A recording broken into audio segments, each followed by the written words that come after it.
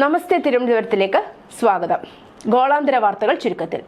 ഇസ്രായേലും ഇറാനും പൂർണ്ണമായും വെടിനിർത്തൽ കരാറിൽ എത്തിയതായി US പ്രസിഡന്റ് ഡൊണാൾഡ് ട്രംപ് പ്രഖ്യാപിച്ചു. ഇത് 12 ദിവസത്തെ യുദ്ധം എന്ന് അദ്ദേഹം വിളിച്ചതിനെ ഫലപ്രദമായി അവസാനിപ്പിച്ചു എന്ന് വ്യക്തമാക്കി. എന്നാൽ US പ്രസിഡന്റിന്റെ അവകാശവാദങ്ങളെ ഇറാൻ പൂർണ്ണമായി നിരാകരിക്കുകയും വെടിനിർത്തൽ സംബന്ധിച്ച് ഒരു കരാറിലും എത്തിയിട്ടില്ലെന്ന് പറയുകയും ചെയ്തു. സിന്ധു നദീജല ഉടമ്പടി പ്രകാരമുള്ള ജലവിഹിതം ഇന്ത്യ നിഷേധിച്ചാൽ പാകിസ്ഥാൻ യുദ്ധത്തിലേക്ക് പോകുമെന്ന് പാകിസ്ഥാൻ മുൻ വിദേശകാര്യമന്ത്രി ബിലാവൽ ഭൂട്ടോ. പാർലമെന്റിൽ സംസാരിച്ച ബിലാവൽ ഇന്ത്യയുടെ നീക്കത്തെ തള്ളിക്കളഞ്ഞു. കരാർ നിയമവിരുദ്ധമായി നിർത്തിവെച്ചതിന് പ്രതികാരം ചെയ്യുമെന്നും ഭീഷണിപ്പെടുത്തി.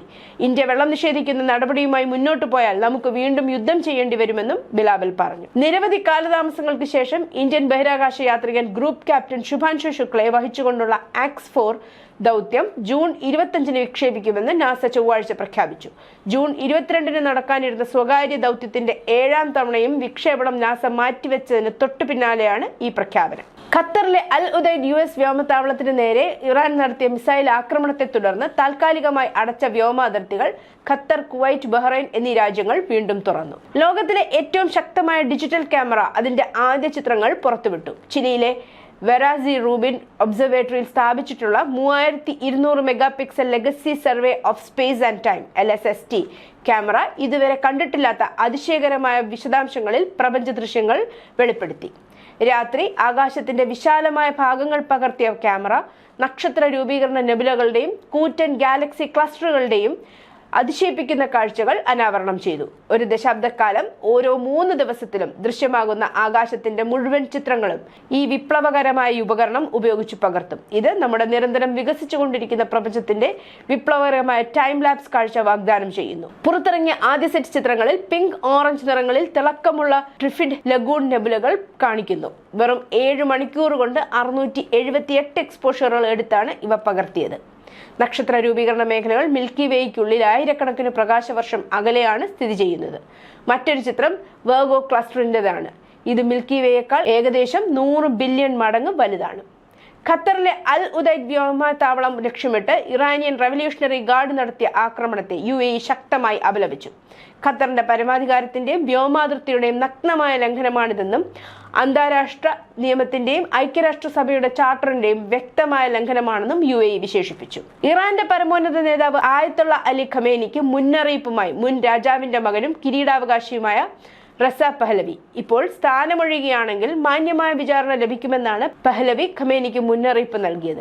ഇറാന്റെ ഉന്നത നേതാക്കൾ രാജ്യം വിടാൻ തയ്യാറെടുക്കുകയാണെന്നും അദ്ദേഹം വ്യക്തമാക്കി. ഇറാനും ഇസ്രായേലും തമ്മിലുള്ള സംഘർഷങ്ങൾ വർദ്ധിച്ചു വരുന്ന സാഹചര്യത്തിലാണ് നാടുകടത്തപ്പെട്ട കിരീടാവകാശിയുടെ ഈ പ്രതികരണം. ഇസ്ലാമിക് റിപ്പബ്ലിക് തകർച്ചയിലേക്ക് അടുക്കുകയാണെന്നും നേരത്തെയും അദ്ദേഹം അഭിപ്രായപ്പെട്ടിരുന്നു. പാരീസിൽ അന്താരാഷ്ട്ര സമൂഹത്തെ അഭിസംബോധന ചെയ്തുകൊണ്ട് സംസാരിക്കുമ്പോഴായിരുന്നു അദ്ദേഹം ഇറാന്റെ പരമോന്നത നേതാവിനോട് സ്ഥാനമൊഴിയാൻ ആവശ്യപ്പെട്ടത്.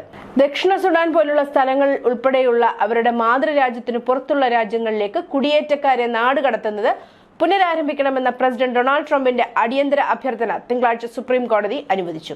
ഇസ്രായേലിനെതിരായ ഏറ്റവും പുതിയ ആക്രമണത്തെക്കുറിച്ച് വിവരിക്കുന്ന ഇസ്ലാമിക് റവല്യൂഷണറി ഗാർഡ് കോർപ്സിന്റെ പ്രസ്താവന ഇറാനിയൻ മാധ്യമങ്ങൾ റിപ്പോർട്ട് ചെയ്യുന്നുണ്ട്. ഇസ്രായേലി വ്യോമ പ്രതിരോധ കവചത്തെ പരാജയപ്പെടുത്തുന്ന പ്രത്യേക തന്ത്രങ്ങൾ ഉപയോഗിച്ചുള്ള സംയോജിത മിസൈൽ ഡ്രോൺ ഓപ്പറേഷനിലൂടെയാണ് ഇറാൻ ആക്രമണം നടത്തിയെന്ന് തസ്നിം വാർത്താ ഏജൻസി IRGCയെ ഉദ്ധരിച്ചു പറഞ്ഞു. ഇറാനെതിരായുള്ള US ആക്രമണങ്ങളെ ഹിസ്ബുള്ള അപലപിച്ചു.